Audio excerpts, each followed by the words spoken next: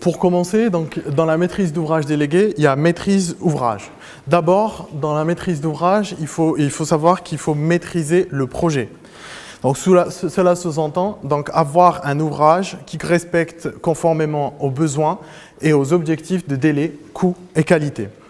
Mais aussi, la maîtrise de projet est aussi la maîtrise des risques. Or, le premier risque réside dans les interactions issues des différents acteurs. Cela tombe bien, puisque dans un projet de construction, il existe une multiplicité d'acteurs. En effet, nous avons la maîtrise d'ouvrage, qui est le donneur d'ordre et qui est le client.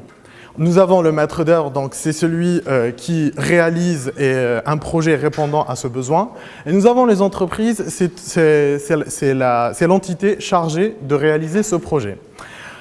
Donc, dans le cadre de mon stage de fin d'études au sein d'Artelia BI Service à l'immobilier, j'ai eu l'occasion d'intervenir dans la première sphère de la maîtrise d'ouvrage en tant que maître d'ouvrage délégué. Oui, j'ai dit délégué.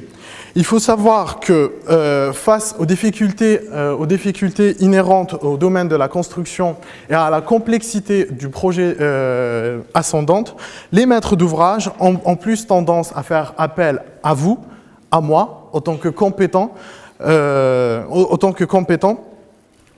afin de gérer bien leur projet.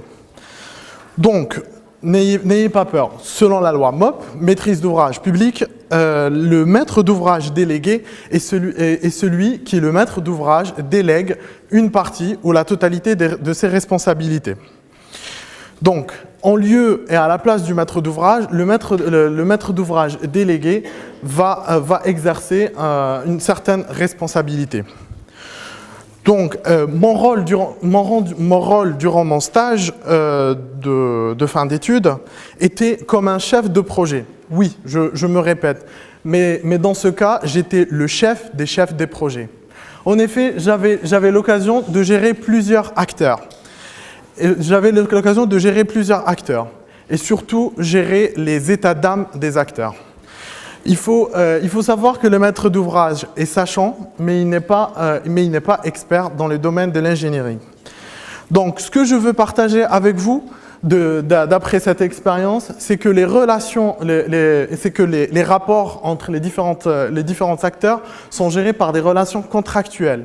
Mais une note importante est à donner aux relations humaines. Donc, est importante et donnée aux relations humaines. Donc, pour ne pas se perdre comme tout à l'heure, ce que j'ai pu vraiment en tirer de ce projet, c'est que, en tant que maître d'ouvrage délégué, en tant que chef de projet, il faut savoir mettre en avant un savoir-faire en gestion de projet, mais aussi il faut avoir un savoir-être pour gérer les différents intervenants. Oui, cher public, le management de projet est une aventure humaine avant tout. Donc, connaître les outils, c'est bien, mais savoir fédérer les acteurs, c'est mieux. Merci pour votre attention.